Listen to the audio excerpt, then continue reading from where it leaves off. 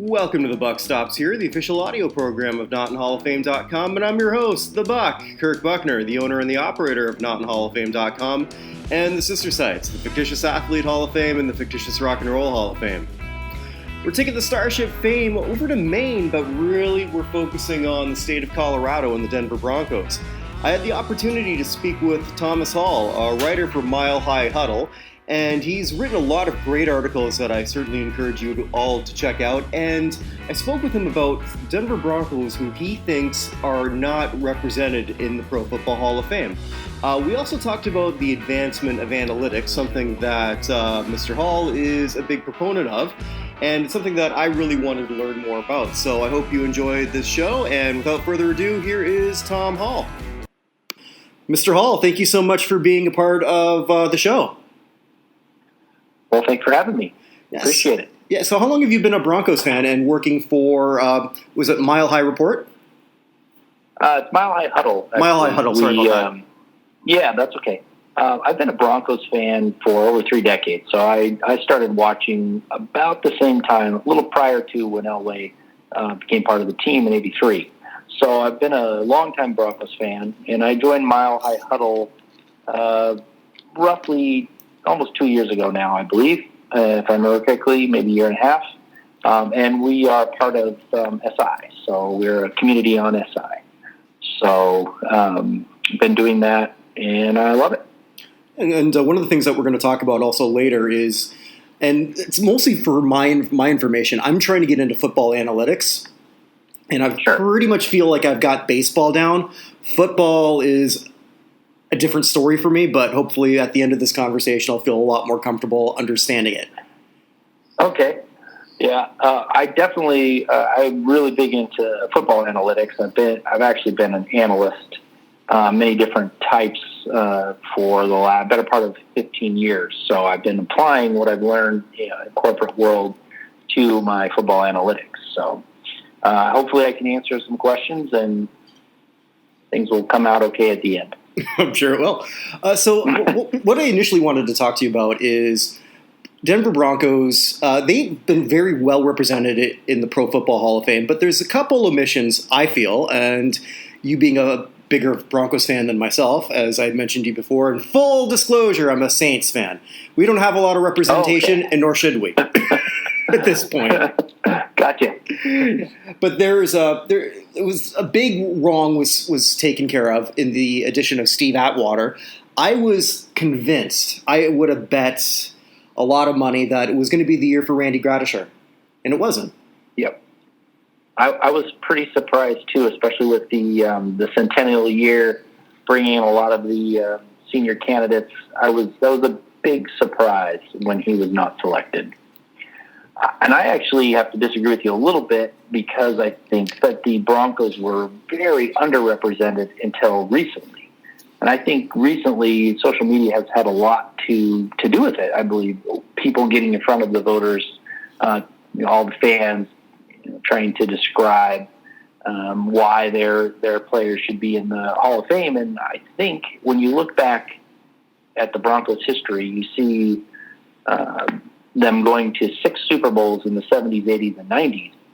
That's a lot of Super Bowls for one team. And their first inductee was John Elway in 2004. So I think with their success and the amount of Hall of Fame representation they had up until very recently was a bit, I think, underrepresented. They have started to right some of those wrongs. They've got, recently we had Champ Bailey, we had Atwater, and a few others have come on, TD, and that's really kind of brought their numbers up recently. But it's been a long time coming. It's been quite a struggle with a lot of people trying to push some of these players that have been left out. And there's definitely several omissions that are still pretty blatantly wrong, in my opinion. Would you say that Gradisher is the biggest Bronco snub?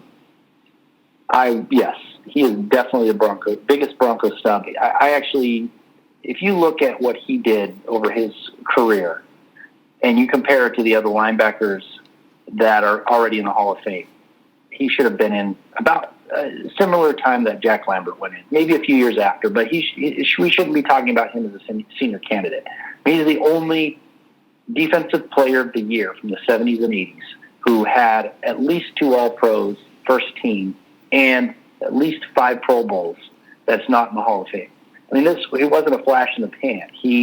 Those awards show that he had a long career playing at a high level.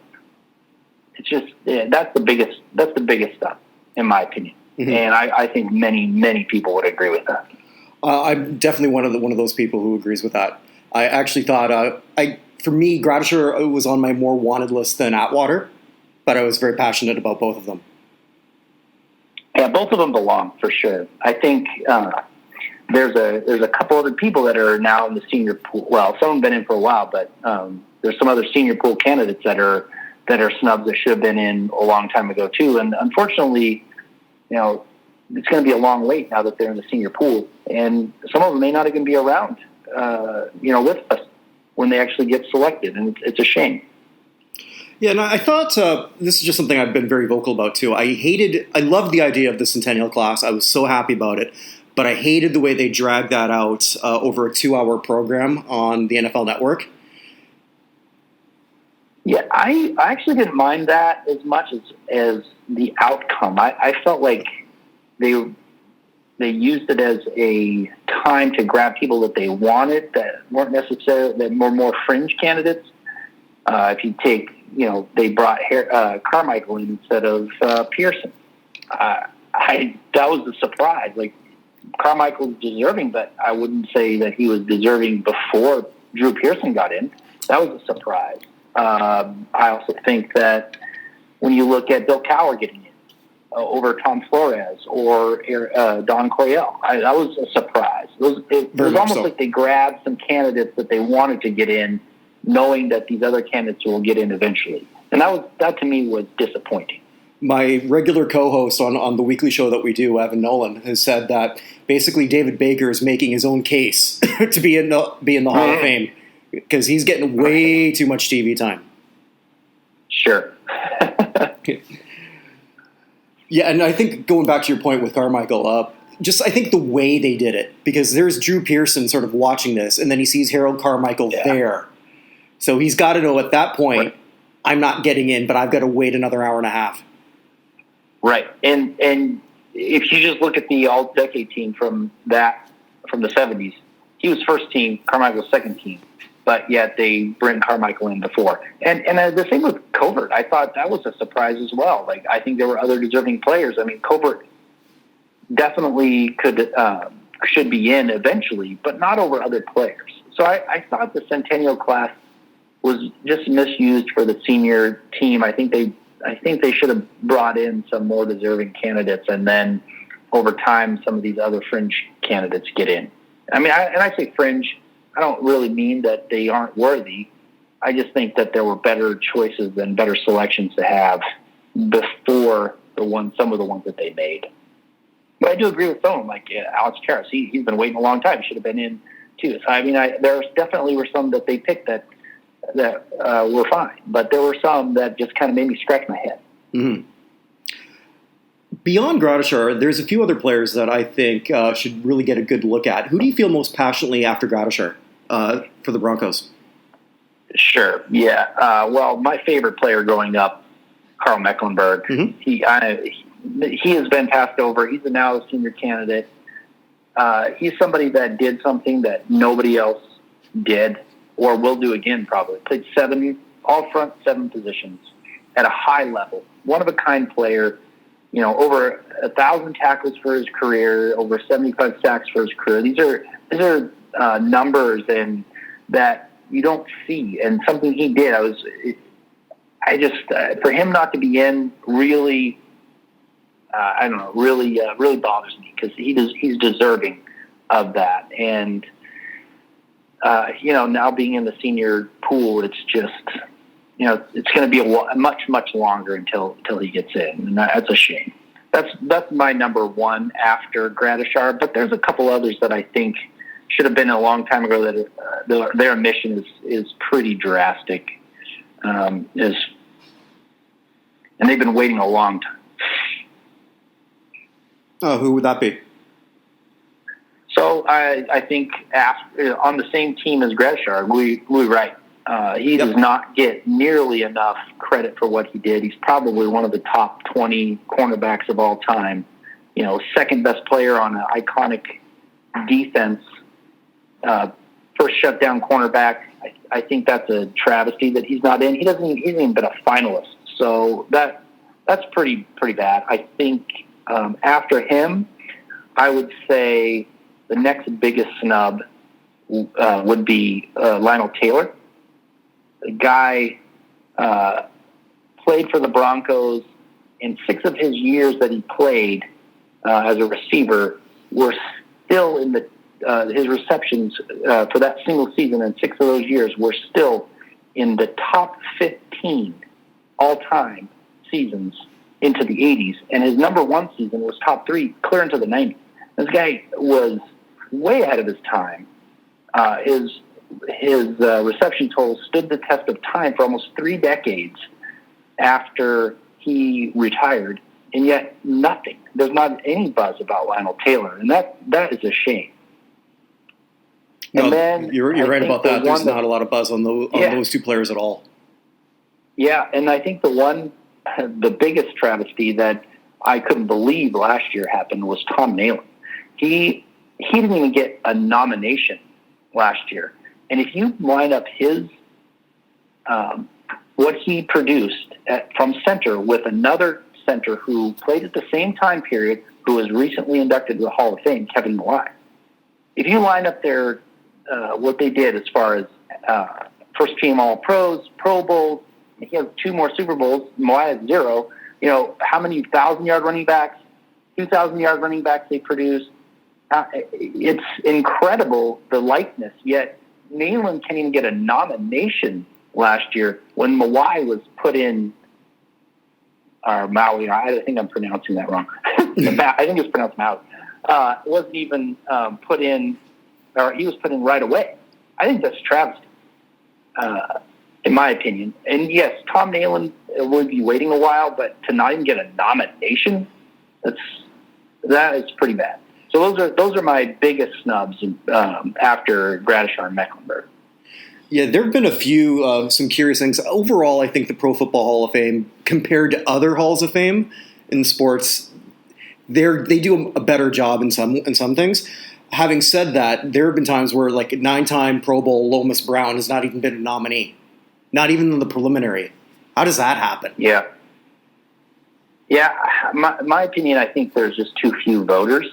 And I think people think about I think there's 46 total voters, and you've got some people that are some of these voters that are all in certain areas, and they get to watch certain players through their career, but they don't see these other players as much.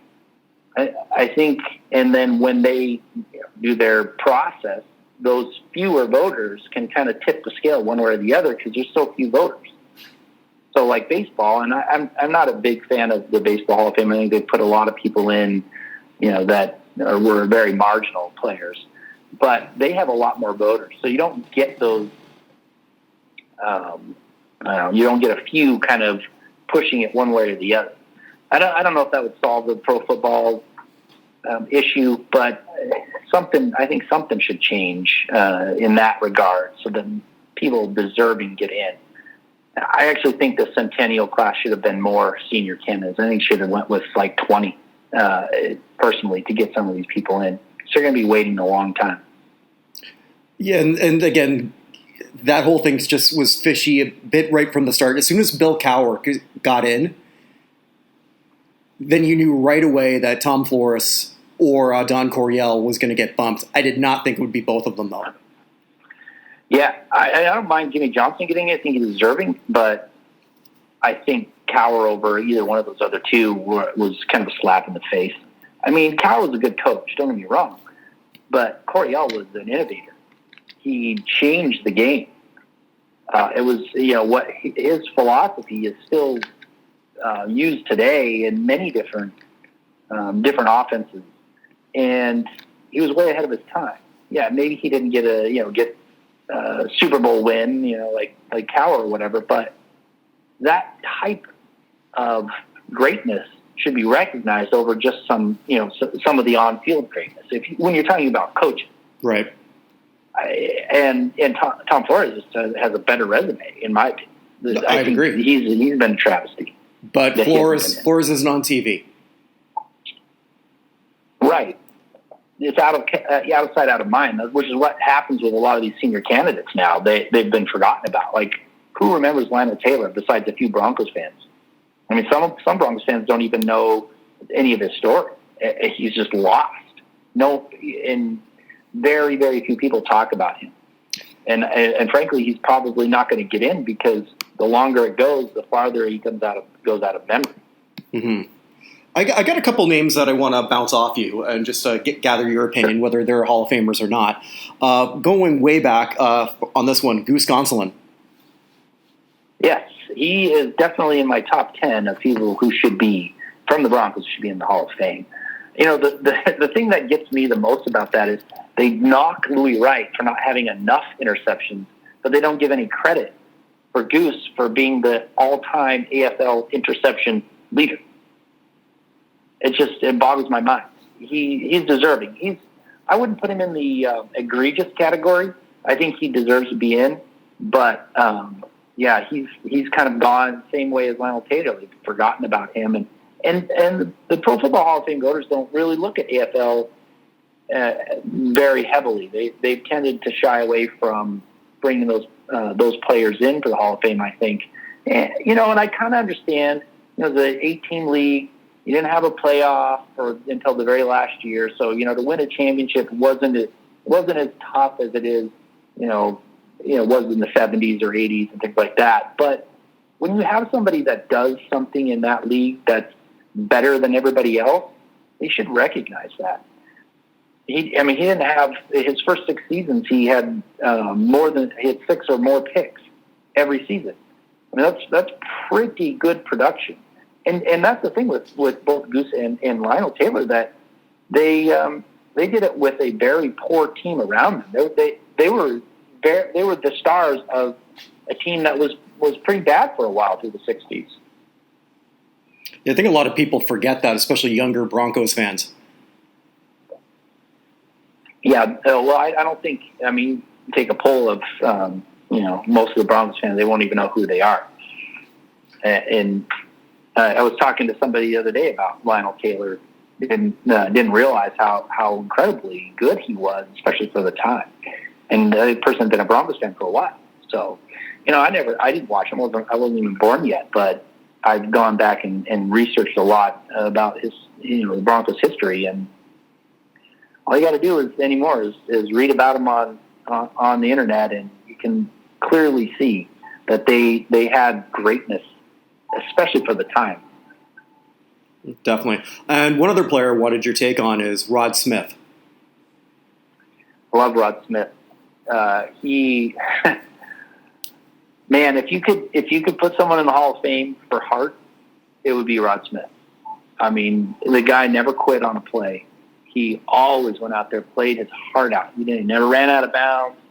And when I was watching him he was one of my favorite players in the early 2000s. I think he's deserving, because it wasn't that he just, he has the stats. He's got the, his 2 Super Bowl rings. He's got enough credit. But the thing that people don't understand is he came in as an undrafted wide receiver, so he didn't even get a shot for a while. He had to earn his time on the field. Where if he'd been drafted in the 3rd round, say, he would have got on the field right away. He would have shown that he could have played. He would have accumulated stats much sooner than he did.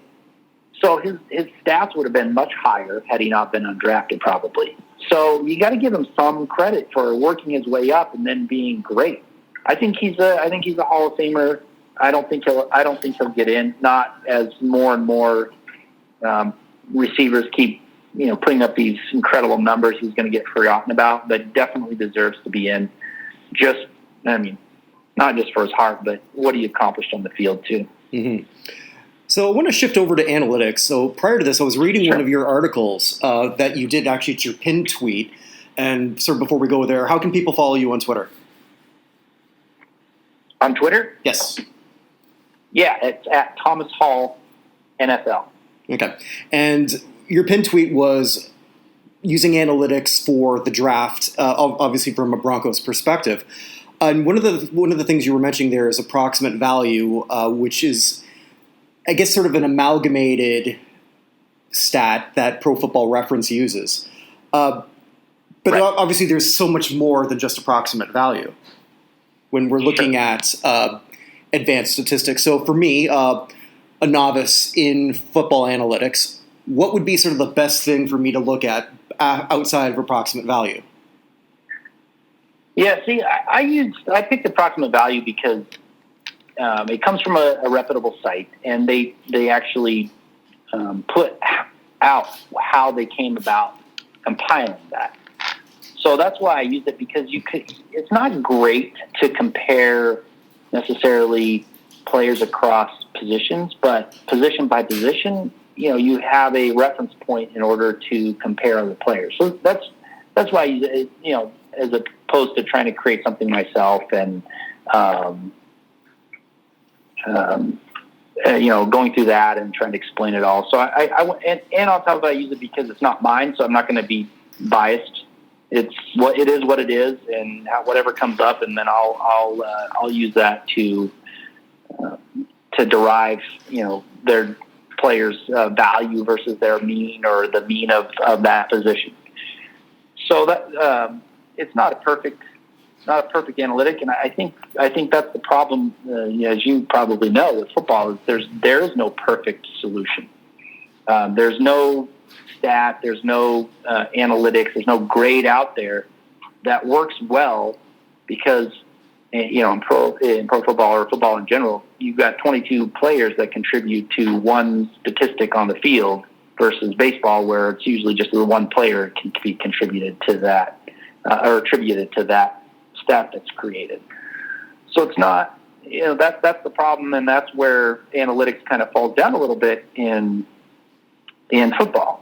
However, how I feel about analytics and how it's going to really benefit NFL teams, not necessarily the fans, but is to be able to use analytics to apply it to players' tendencies. So, for example, about 5 years ago, I compiled all of Philip Rivers' third down passing, where he threw on what down and distance.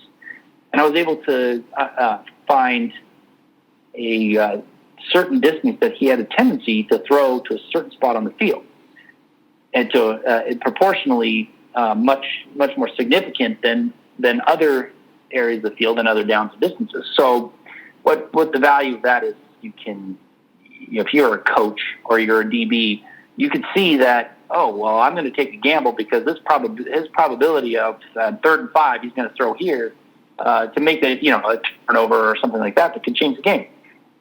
And I think that's where analytics is going to come in down the road, because you can watch film. You're never going to pick that up, because I had to compile his, in 12 years of stats or whatever. You're not going to watch 12 years of film and look for that specific thing, when analytics can do it much faster. So that's where I see the benefit, things like that, not necessarily in picking some sort of metric that someone has come up with to indicate how good a player is versus somebody else. Those are, to me, they're fun to look at as a fan. They're a good reference point, but in the end, are they really accurate? Mm-hmm. Are they the most accurate thing you can come up with? I go back and forth on it. Mm-hmm. Well, one of the things that I'm trying to use with approximate value is on another section that I have to update. I did that at the start of the 2019 season. It was to look at the last 5 players in each position and their approximate value per game, so their average, and sure, how many of them are sort of hitting that particular target, and sort of using that. And I'm wondering if that's sort of a good way. It seems to be working. It's sort of giving me a pretty good idea.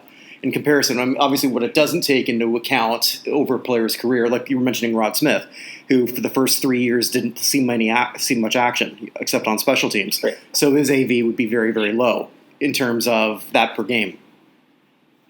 Right. And I think you. I wasn't sure that that AV was established every game, but I was looking at their each season. But my opinion on that is if you can establish a baseline, so you can look at the average for the position, say, or the mean of that position, the AV of what everybody that has played in a certain amount of time that you're looking at. This is the level they're at. If a player is above or below, you can make some assumptions that he is not as good or he's better than the average. So in that way, it works. I don't know about game by game basis. I haven't used the approximate value for game by game basis. But what I definitely do is take into account that value across their entire career. So if they miss a season due to injury, the entire season, the Pro Football Reference doesn't calculate their AV for that season. But if you want to know if they, what their value is for their career, you want to include that season because they were injured. If you want to talk about, say, how good has been, this team at drafting. Well, injuries play into that. People get injured and don't play. If they're not on the field, they're a bust, so to speak. So I think game by game basis might be a little harder, but I haven't done it. I haven't done it on a game by game basis. Mm-hmm. I actually feel like a game by game basis, watching film is better, but over a large period of time, analytics is a faster and more more tangible way to understand certain metrics, where you can see a couple things on film and think that that's the way it happens. But analytics can shed some light on whether or not that actually does or not over a long period of time. Okay. And that's the problem with analytics. You have to have a big sample size in order for you to be comfortable with the results. Very true. Very true. So other than, I want to close off with this, other than Von Miller, which Bronco do you see going into the Hall of Fame? Current Bronco. On the current team? Yes. Or is there one? Von, I think, is a lock in my mind. Von's a lock. In fact, Von's probably going to end up, if his career keeps going the way it is, top 3 Bronco of all time, in my opinion. Mm-hmm. But if I were to pick somebody based on their production recently, I'm really high on Cortland Sutton. The guy's got great athletic ability, really, for his size. Great receiver. He's got the mentality like Rod Smith had to be great. If I was to put a bet on it, I would say of all these players, Cortland Sutton's going to come out as a true great in the end. Will he be in the Hall of Fame? I don't know. He has a good shot. I think Justin Simmons, if he keeps going the way he did, has a shot at it as well. But I'm high on Sutton, and I have been for a while. I just love his game. I love the way he plays. I love his mentality. He wants to win every time that ball is thrown to him. And that's the makings for a great player. All right. Well, thank you so much for being a part of this. I'll be reaching out to you shortly once we do the mock committee. For regular listeners, we are planning to do pretty much a pretend committee on every main sport Hall of Fame, and Tom has agreed to be part of it for the pro football one. So I'm really excited to have you aboard. Well, thank you very much. Thanks for having me on. I really appreciate it. All right. Thanks so much. Thank you all so much for listening. Look for more content soon at NotInHallOfFame.com, and stay safe, everyone.